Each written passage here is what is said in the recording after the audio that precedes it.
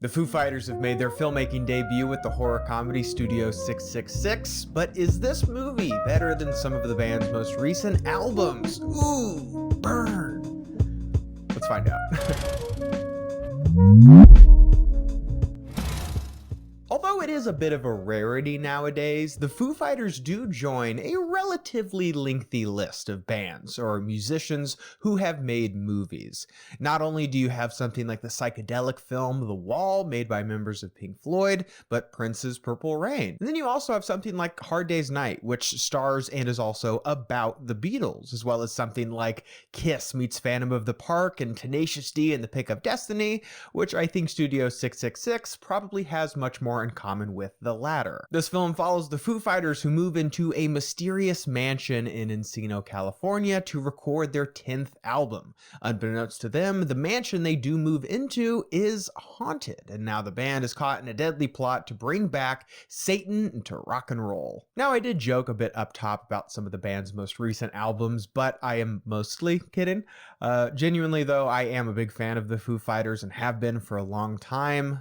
Not only have I seen the band in concert, but I've watched documentaries, owned albums, and know the band's story really well. And I like a lot of the guys in this band, which is to say I was pretty excited to see this movie. Not only was I excited to see the boys on the big screen, but obviously being a big horror fan, I was really curious to see this movie. It looked big and dumb and silly and seemed to kind of capture the same type of humor that you would find in a Foo Fighters music video. And I would say this movie is certainly that. And if you are a fan of the Foo Fighters, this really is kind of almost like a requirement for you to enjoy this movie, because if you're not, frankly, there's not really much else here for you, which, although I would say is to be expected, I think one of the biggest downfalls of Studio 666 is a lot of the jokes in this movie, and a lot of the joke seems to be seeing these ridiculous things happen to the Foo Fighters is supposed to be kind of inherently funny in a way. Seeing Dave Grohl possessed by the devil and trying to kill the other members of the Foo Fighters seems like something that we would see in a music video, like I said. Unfortunately, this isn't a music video. In fact, it's a nearly 2-hour-long movie, which is by far the biggest problem that I have with this film, is that it really overstays its welcome. There are easily 20 to 25 minutes of this movie that could be cut out and should be cut out, because unfortunately, about the first third of this movie, I found to be, unfortunately, incredibly dull. And for a film that seemingly has a pretty simple story, it really does take a while to get there. And instead, what you're left with is a pretty overly long film that has some bright spots, which I will get to, but is mostly humor, which is at best hit and miss. And trust me, that is being very, very generous. Which is kind of to be expected, right? These guys are not actors, they're not comedians, so it's really to be expected that they aren't going to go into this movie and just hit it out of the park in that regard.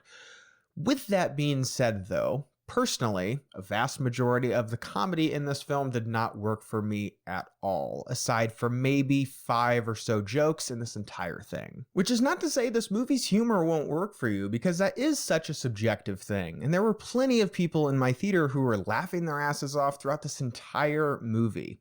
Personally, I think they may have had a bit of liquid encouragement to get them to that point, but hey, maybe that's my mistake. I don't think I got the memo. Thankfully though, this entire experience with Studio 666 is not a complete waste of time, because one thing that this movie nails is the horror side of the horror comedy. Yeah, this film mostly finds some of its scares and jump scares, which is kind of totally to be expected, to be honest, but what really impressed me about this movie were its practical effects. This movie is downright brutal when it wants to be, and that is an obvious selling point to this thing. There is obviously a clear effort made to deliver some kills that are grisly and bloody, but also have such a twisted sense of humor to them.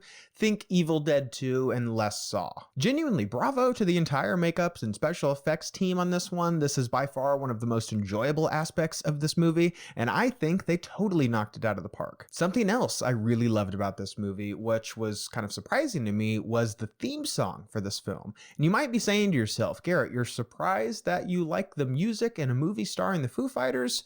To which I say yes, because the song that I'm referring to was not even written by the Foo Fighters at all, but was instead made by none other than John Carpenter himself, who composed the theme for this movie. Now, apparently Carpenter's son hung out with the band on tour like 15 years ago, and apparently took such good care of him and he had such a nice time that Carpenter just kind of volunteered to do the theme for this movie, which is so much better than it has any right to be. And I say that knowing full well that Dave Grohl, above all people, would probably agree with me. But the fact that this movie has a theme that is this good from horror legend John Carpenter is honestly kind of mind-blowing. Which is actually kind of something that also I wanted to talk about, and something that kind of surprised me about this movie was the music and how actually little there was of it. Because you look at something like the movies the Beatles made, with like Help, Hard Day's Night, Yellow Submarine, all of those. And all of those movies feature as many songs as are on their corresponding albums. Now, although, yeah, I wasn't expecting that level of tie-in with this movie, pretty much aside from the credits, this movie features one song that from all accounts was specifically made for this movie. Now, I don't really want to get too much into the plot because it is a bit of a spoiler, so I will say this. There's a very brief point made in this movie about Satanism and the role that it used to play in rock and roll with the Satanic Panic and all that kind of stuff, and sort of the current place that rock and roll holds in regards to the music industry. And I really wish this movie would have done a bit more to dive into that idea. Which is to say that a movie made by musicians and is sort of about music, this movie has surprisingly little to say about music, which I just think is interesting. Because no, I don't need this movie to have these big ideas and have these weighty debates about rock and roll and these motifs woven throughout the entire thing, and it's secretly a metaphor about how rock and roll is dying. I don't need all that, because that's not what this movie is. This movie is a big, dumb, silly film about these rock stars who in all likelihood made this for the fans, but also for themselves. Unfortunately, due to, yeah, it's pretty unnecessarily long runtime and some jokes that rarely land, what you're left with is an at best occasionally fun movie that honestly, I would probably recommend that if you are going to watch this movie and you are a Foo Fighters fan, do so at home, but also, yeah, you're probably going to want a pretty nice buzz going into this movie before you press play. So did you guys see Studio 666? What did you think about it? I'd love to hear your thoughts and opinions down below. And as always, guys, you can click the link down below, which will subscribe to my channel to see more movie reviews and movie related things. Again, guys, thank you so much for watching, and see you next time.